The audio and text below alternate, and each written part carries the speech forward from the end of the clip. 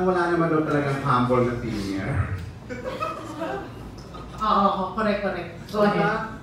Kasi siyempre singer ka, you always strive to be the best or the better one ng ka-peer mo, di ba? Yun ang goal ng singer eh, hindi naman yung kakanta ka lang.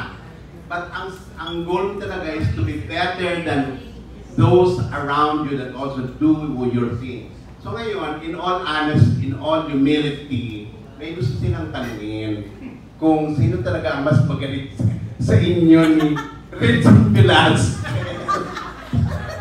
Aluma? Kasi ikaw na-compare mo na ang Las Vegas.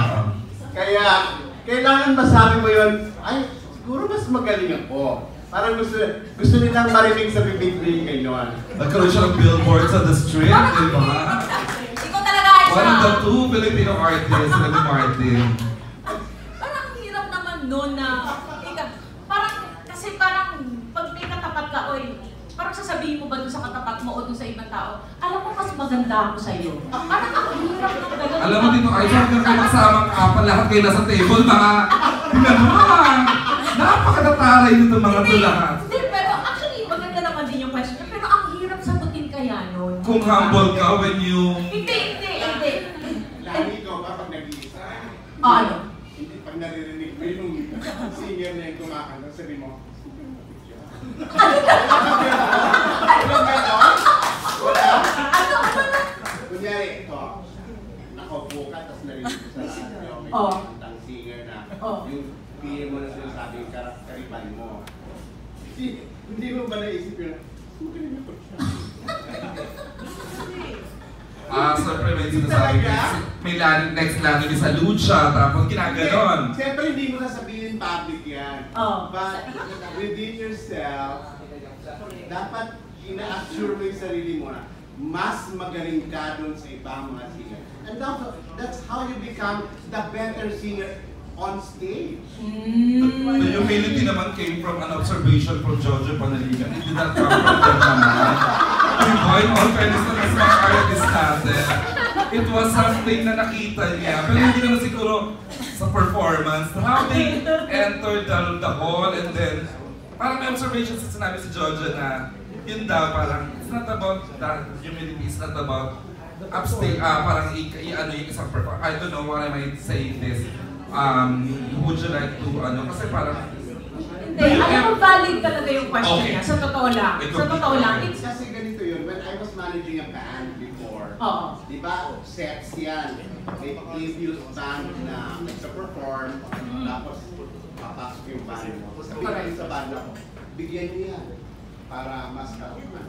Sabihin, bibigyan mo yung dating pume-perform ng mas magandang performance para makilala kayo. Hindi ba nangyayari sa inyo yung mga... Ato, wala mapasok. Hindi, alam mo, hindi, sa totoo lang, kasi,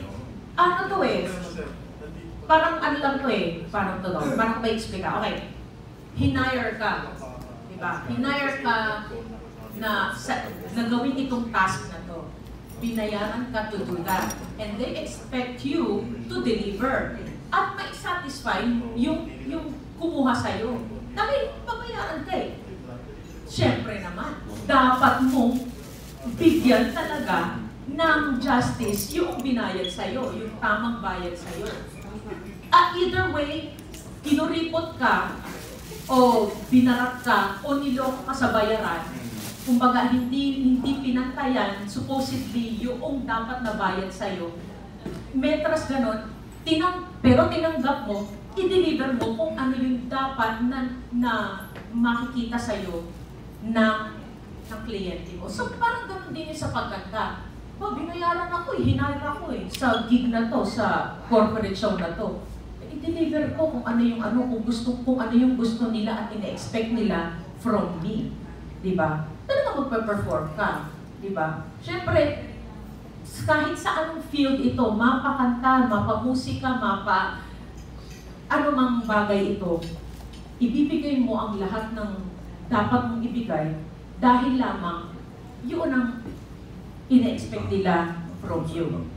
So, ganun din sa pagkanta. Ito na nga lang yung binigay sa'yo, ito yung talento mo, ibigay mo na lahat. Parang kumbaga nga, mag-perform ka as if this is going to be the last performance. Kasi you will never know. Diba? Ipasok na natin si Chocolate Head. So, gano'n yung mga ganun bagay. Totoo yun. Ibigay mo na kung yung best mo. Kasi hindi mo malalaman kung ano yung next na best performance mo. Ito ay sa... Ano ang in general? Ha? Ano talaga ang in general? In general, in your own feelings, mas magaling ka Kenneth. Grabe siya Hindi talaga. nakatuon. Yun pa lang Gusto niya kasi talaga, manggaling talaga sa bibig ko. Grabe siya. Hindi, pero parang ganito lang yan. Mahirap eh, ang hirap manggaling sa'yo na parang... Kasi you were at your prime is Lani and then you quit. Sige, huwag mo na sagutin lang. I understand. Hindi, parang ang hirap naman kung... Hindi talaga nag-compare ang mga professionals sa ano nila when they perform. Kasi if you compare at sa naririnig ng iba, ang professional yun. Correct. Correct. Thank you. Anyway, Thank I you. was trying to fish. O sige. Ito ay sa ano ba? Grabe siya. Anong pangalan ng bandang minanage mo eh? 35 years ago. Never mind, na-disband na sila. I can tell. Okay, is that it?